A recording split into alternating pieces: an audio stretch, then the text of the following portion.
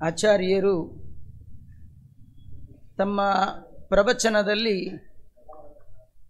ವಿಷ್ಣು ಸರ್ವೋತ್ತಮವೇ ಮೊದಲಾದಂತಹ ಅನೇಕ ತತ್ವಗಳನ್ನು ಪ್ರತಿಪಾದನೆ ಮಾಡಿದ್ದಾರೆ.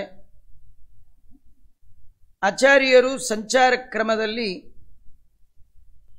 ಇಶುಪಾತ ಅಂತ ಒಂದು ಕ್ಷೇತ್ರ ಅಲ್ಲಿಗೆ ಬಂದಿದ್ದಾರೆ. ಅಲ್ಲಿ ಪರಶುರಾಮ ದೇವರು, ಆ ಪರಶುರಾಮ ದೇವರು ಅಲ್ಲಿಯ ದೇವತೆ ಭಕ್ತಿಯಿಂದ ಸ್ಮರಣೆ ಮಾಡಿದ್ದಾರೆ.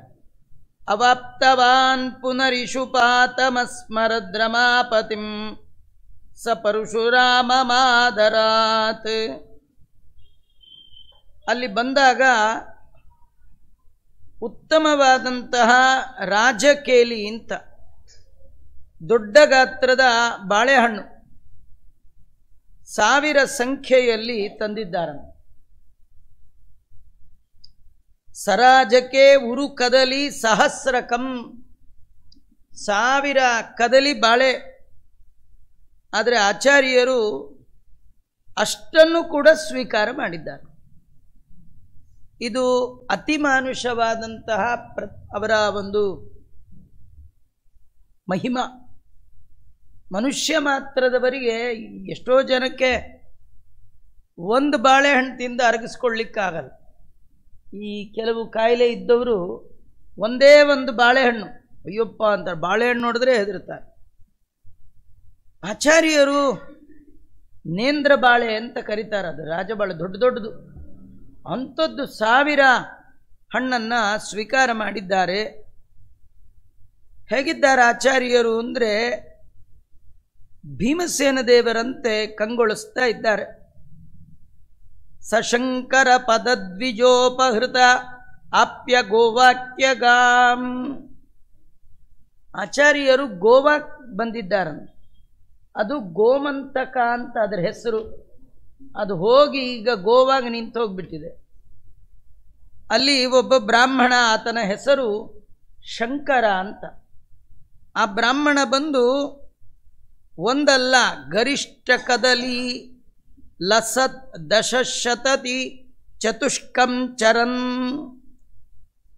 ಆತ 4000 ಹೆಬ್ಬಾಳೆ ಹಣ್ಣುಗಳನ್ನು ತಂದುಕೊಟ್ಟಿದ್ದಾನೆ. ಬರೀ ಅಷ್ಟೇ ಅಲ್ಲ, ಪಯಃ ಕಲಶ ಪಂಚಕತ್ರಿಕ ಯುಗಾಪಿ ಪೂರ್ಣಂ. ಜೊತೆಗೆ 30 ಕೊಡ ಹಾಲಂತ. ಇಷ್ಟನ್ನು ತಂದು ಆಚಾರ್ಯ ಮುಂದೆ ತಂದಿಟ್ರೆ ಅದನ್ನು ಅನಾಯಾಸವಾಗಿ ಆಚಾರ್ಯರು ಸ್ವೀಕಾರ ಮಾಡಿದ್ದಾರೆ.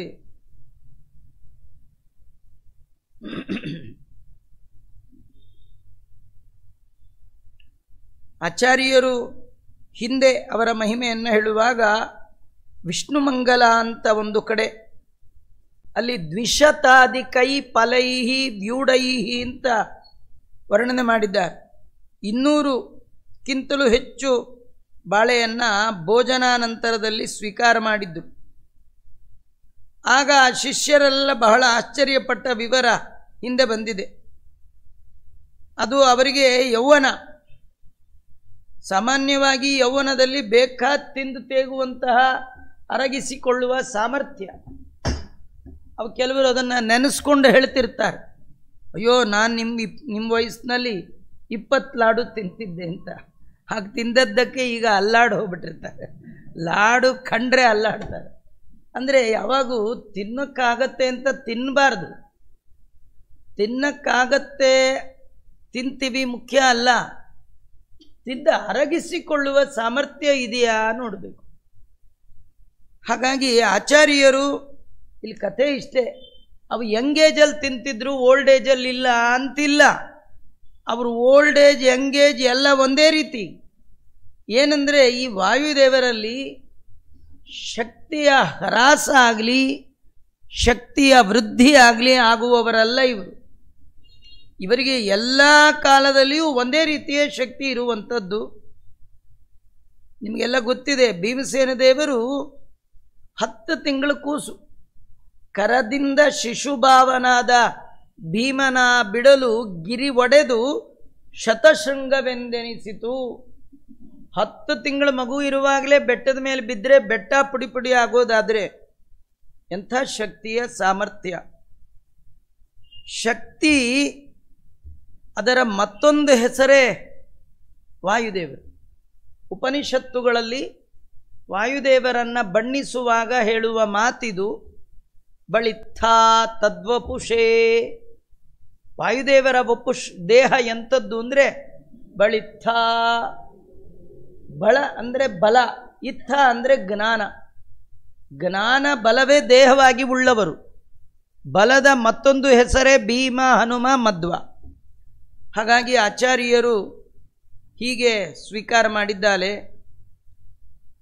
ಆಚಾರ್ಯರು ಗೋವೆಗೆ ಬಂದಾಗ ನಡೆದ ಇನ್ನೊಂದು ಘಟನೆ, ಅಲ್ಲಿಯ ರಾಜ ಅವರನ್ನು ಗೃಹ ಬಂಧನದಲ್ಲಿ ಇಟ್ಟಿದ್ದಂತೆ. ಅವರ ರಕ್ಷಣೆಯನ್ನು ಶಾಶ್ವತವಾಗಿ ಪಡೆಯುವಂತಹ ಒಂದು ಯೋಜನೆ.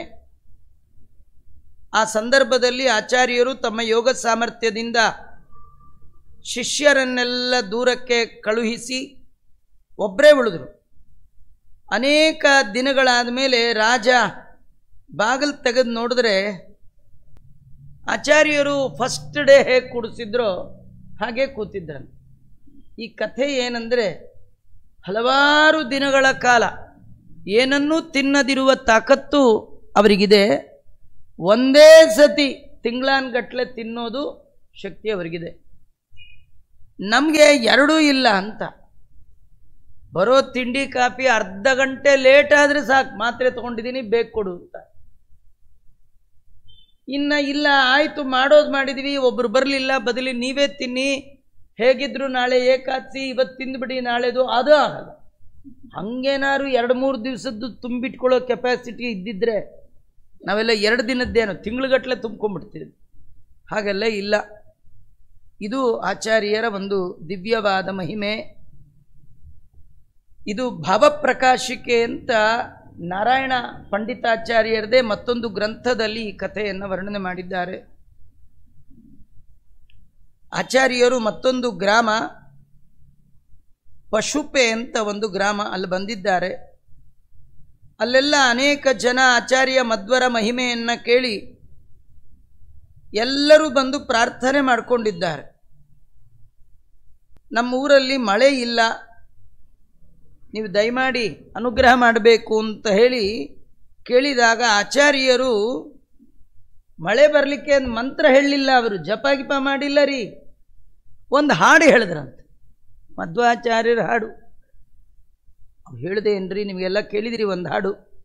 ಒಳ್ಳೊಳ್ಳೆ ಪದಗಳ ಹನುಮಪ್ಪ ಹಾಡ್ಯಾನ, ಚಲುವ ಕನಕಪ್ಪ ಕುಣದಾನ್ಯ.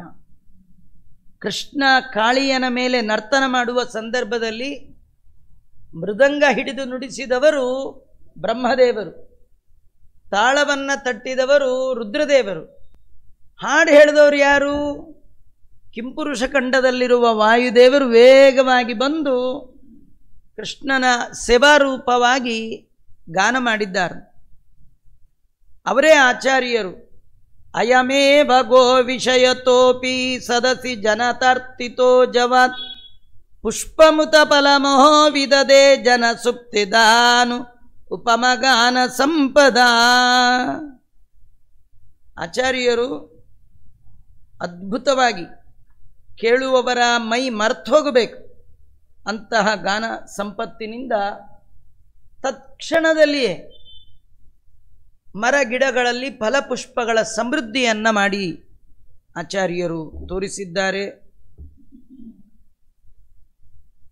ಇತಿ ಭುವನ ವಿಭೂಷಣಸ್ಯ ಭೂಯಾಂಸ್ಯ ವಿಗಣಿತಾನಿ ಕೃತಾಂತರಾಣಿ ಹಂತ ಶ್ರವಣ ಮನನ ಕೀರ್ತನೈ ಅಭಿಷ್ಟಂ ಪ್ರತಿದದತೀತ್ಯಮರ ಪ್ರಕೀರ್ತಯಂತಿ.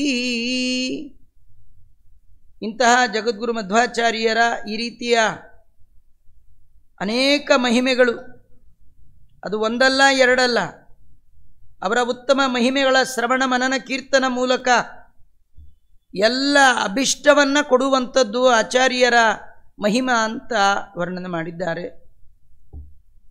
ಆ ನಂತರದಲ್ಲಿ ಮುಂದೆ ಶೇಷದೇವರು ಸನಕಾದಿಗಳ ಸಮೇತ ಗಗನದಲ್ಲಿ ನಿಂತು ಆಚಾರ್ಯರು ಮಾಡುವ ಪ್ರವಚನವನ್ನು ಕೇಳ್ತಾ ಇದ್ದಾರೆ. ಮಧ್ವಾಚಾರ್ಯರ ಪ್ರವಚನದ ಆ ಶೈಲಿಯನ್ನು ಶೇಷಾದಿ ದೇವತೆಗಳು ಕೂಡ ಶಿರಸಾಮಾನ್ಯ ಮಾಡಿ ಕೇಳ್ತಾ ಇದ್ದರು. ಆಚಾರ್ಯರು ಪ್ರವಚನ ಮಾಡುವ ಸಂದರ್ಭ ಇದ್ದಕ್ಕಿದ್ದ ಹಾಗೆ ದೀಪ ಆರಿ ಹೋಯಿತು. ಆಚಾರ್ಯರ ಕಾಲದಲ್ಲಿ ಕರೆಂಟಿಂದಲ್ಲ, ದೀಪ ಗಾಳಿ ಬಂತು, ಆರು ಹೋಯಿತು. ಆಗ ಒಂದು ವಿಶೇಷ ಬೆಳದಿಂಗಳು ಬಂದಿದೆ.